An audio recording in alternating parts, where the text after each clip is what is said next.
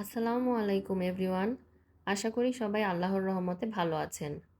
আজকে আপনাদের সাথে একটু অন্য রকমের একটা ভিডিও শেয়ার করতে চলে আসলাম। প্রথমবারের মতো ভ্লগ টাইপের ভিডিও করার ট্রাই করেছি। জানি না কেমন হবে, বাট মন চাইলো যে সারাদিনের কাজকর্ম ছোট ছোট ক্লিপ নিয়ে রাখি, আর সেইগুলো নিয়েই আজকের এই ভিডিও। তো সকালে ঘুম থেকে উঠেই তাড়াহুড়া লেগে যায় মেয়েকে খাওয়ানো, রেডি করে স্কুলে পাঠানো। সব কিছু মিলে আসলে কোনো ক্লিপ নেওয়ার চান্স পাইনি। মেয়ে স্কুলে যাওয়ার পরেই শুরু হয়ে যায় সেকেন্ড রাউন্ডের তাড়াহুড়ো। মানে হাজব্যান্ড অফিসে যাবে সেই প্রিপারেশন। আর ওই সময়েই আমার ছোট বাবুটাও ঘুম থেকে উঠে যায়। আমি বুঝি না যে যেই সময়ে বেশি কাজ থাকে ঠিক সেই সময়েই বাচ্চারা উঠে কেন জ্বালানো শুরু করে। তো সব মিলিয়ে সকালে এত কিছু রান্না করা পসিবল হয়ে ওঠে না।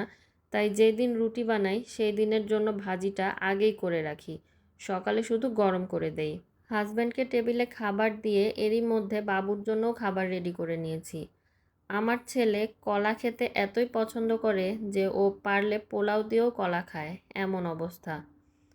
তো সকালের এই কাজগুলো শেষ করতে করতেই মেয়ের স্কুল ছুটির সময় হয়ে যায়। মা ছেলে দুজনে বের হয়ে গিয়েছি মেয়েকে আনতে যাব বলে। তারপরে এই তো আমরা বাসায় চলে এসেছি।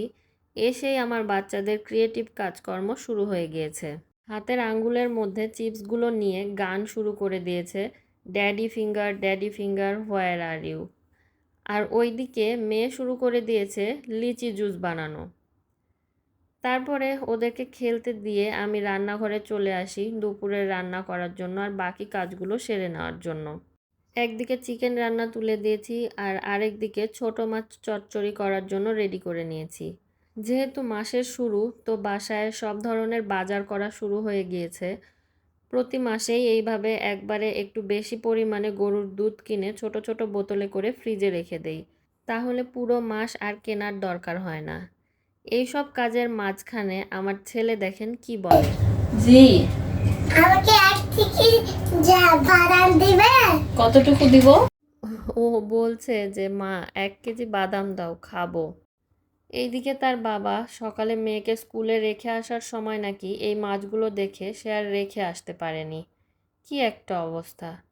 অবশ্য সবগুলো মাছই কেটে নিয়ে এসেছিল, আমি শুধু আলাদা আলাদা করে রেখে দিয়েছি।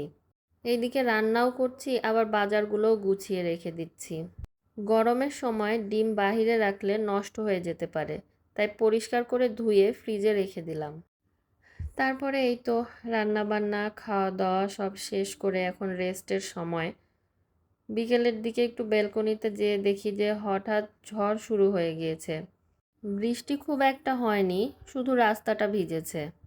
তো যাই হোক, এই ছিল আমার আজকের দিনের অল্প কিছু কর্মকাণ্ড যা আপনাদের সাথে শেয়ার করার ট্রাই করেছি। আর ভিডিওটা কেমন লেগেছে অবশ্যই কিন্তু কমেন্ট করে জানাবেন। আজকের মতো চলে যাচ্ছি। আল্লাহ হাফেজ।